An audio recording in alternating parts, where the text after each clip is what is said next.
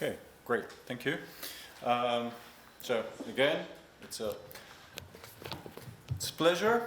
And as I said, this is just another brick in the wall. There's a line of publications. I suppose there will be more as we go along. This particular piece is, again, short but very rich, and it is already challenging, conventional legal insights, even for us as professional lawyers.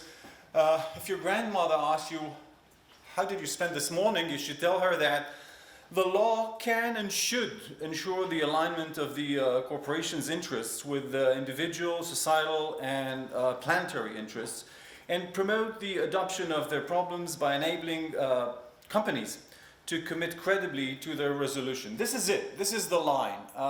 We have a problem, which we do, we realize that, and companies should be, not just could, should be harnessed to help in solving these problems by credibly committing to consider the interests of many other people, many other parties, stakeholders, than just shareholders. So the key is making this credible statement of purpose.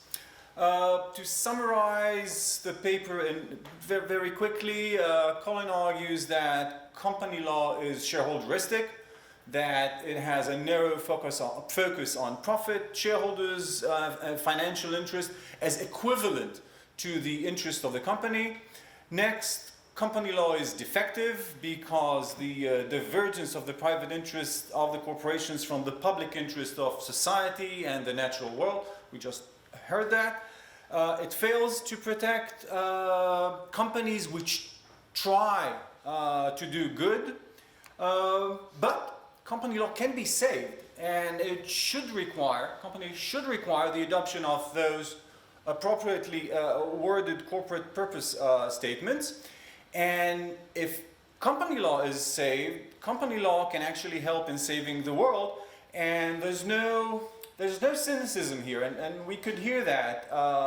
Colin is very serious about the potential of company law to help solve serious, real problems in our world today through this mechanism of credible statement, stakeholderistic statement.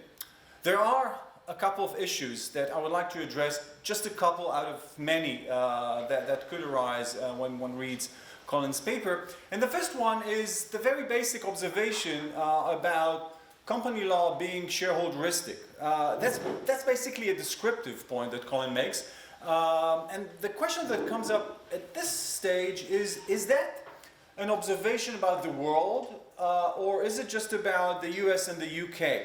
Because when we look around in other jurisdictions, the picture is much more diverse. Even within the common law family of common law jurisdictions, one might consider Canada like a close neighbor to the United States, Delaware in particular, and Canada is Canadian law.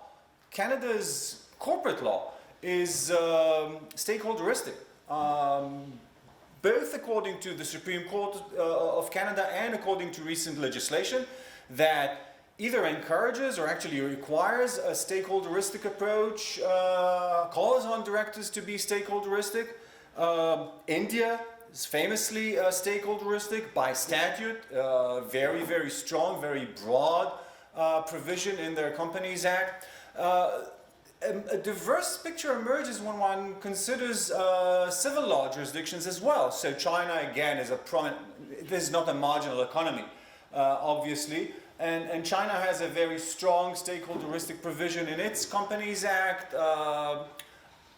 In contrast, Sweden, which is like, the poster child of social democracy and a progressive market economy and whatnot, has a very shareholderistic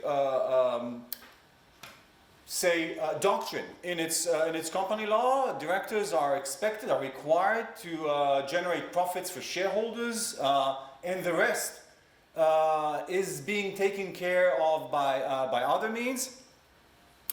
Which is to say, more generally, if one is to generalize, that around the world there's actually varieties of shareholderism, to paraphrase Holland Soskis's varieties of capitalism. There's actually a continuum of approaches when one considers the stance that national company law takes around the world. And I think in the next stages of your project, Colin, I think you should take into account these varieties of shareholderism. The next point may be titled Shareholders' Rule.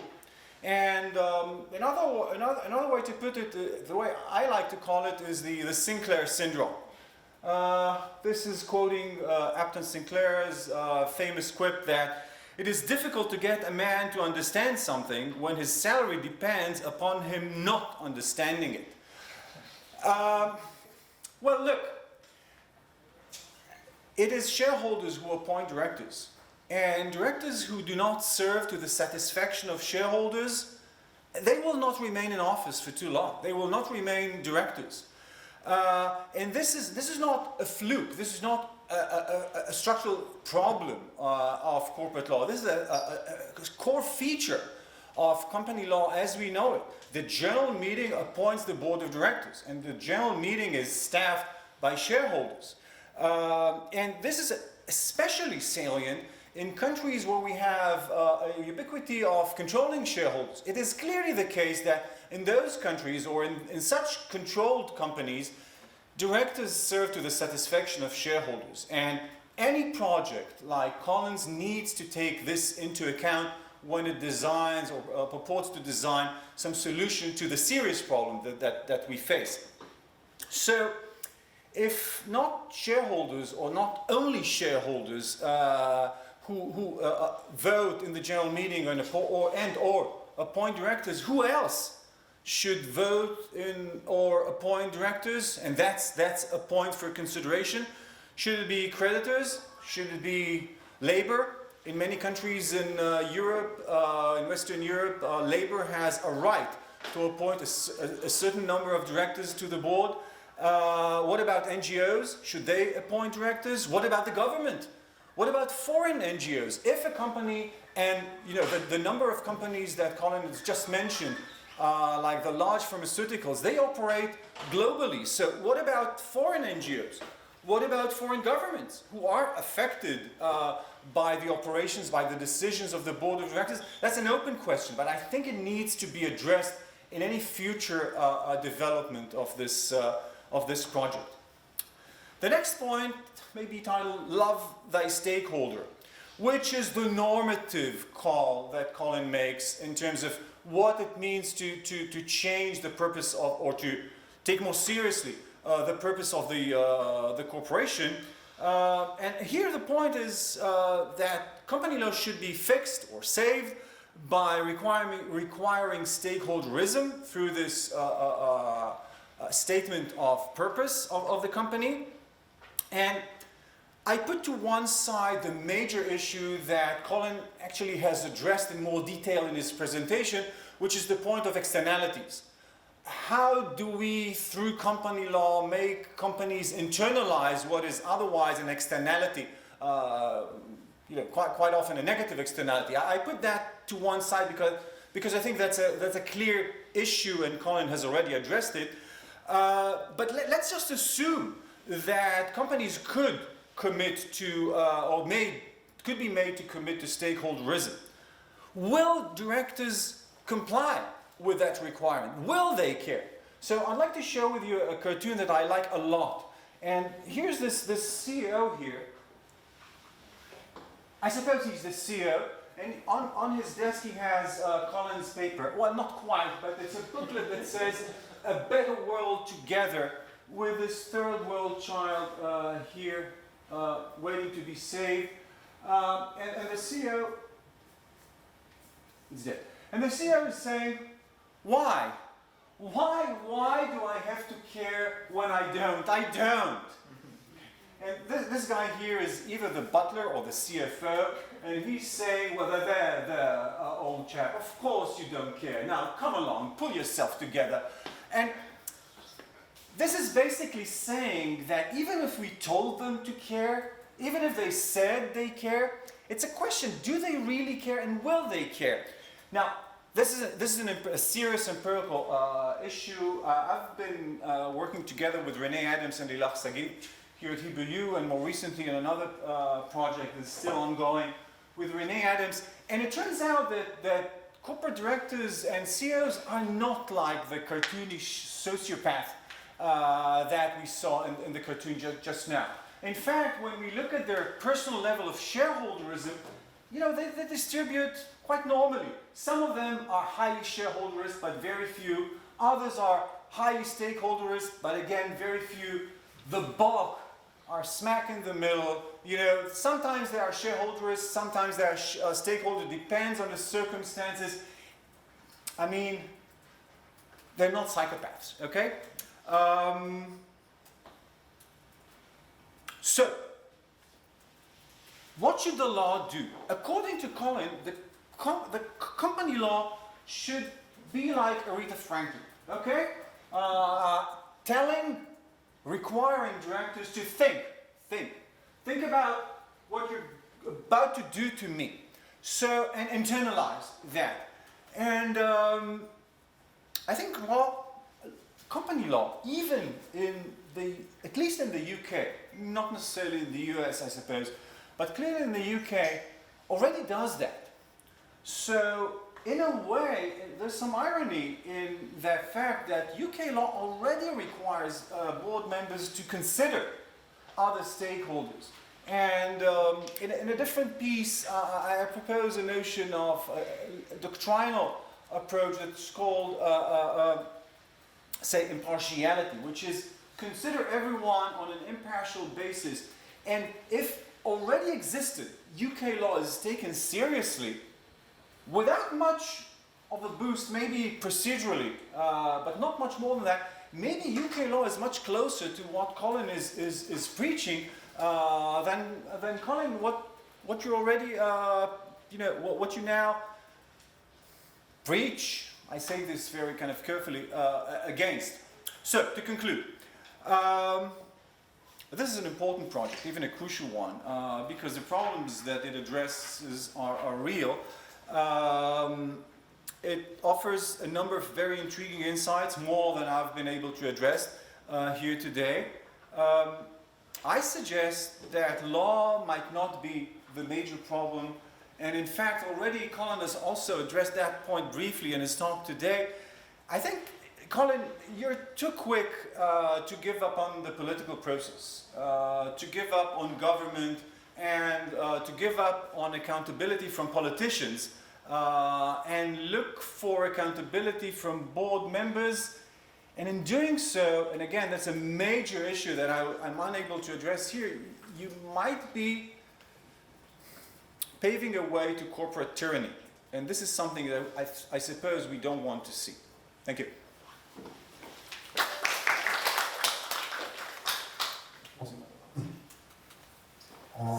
Thank you. Thank you very much. Yes, you can respond, but we won't have time for the audience. I appreciate you want to. I mean, those were extremely helpful comments. Thank you very much indeed for them.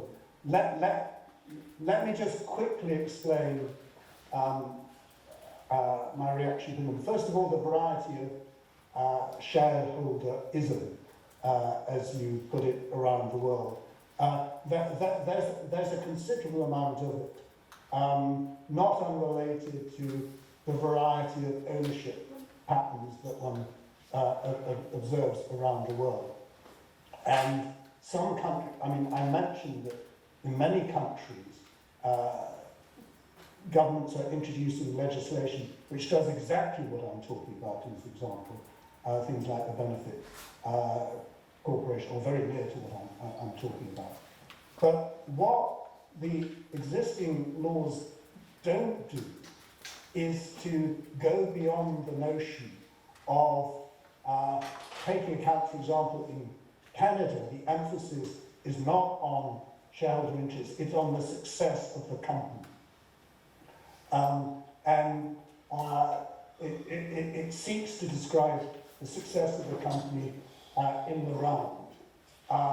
But what it doesn't do is to allow for this element of commitment that I'm talking about, that is absolutely critical in terms of being able to establish the notion of the objective of the company as being a defining determinant of the way in which the firm is run, and something for which to shift that objective needs to receive the consent of the parties that are affected by changing the purpose of the company. So unless the company specifies its purpose, then the degree of commitment that's required to provide protection for other parties simply doesn't exist. The second point in terms of whether it's spreading the extent to which parties are engaged in the accountability of the firm and the appointment of directors.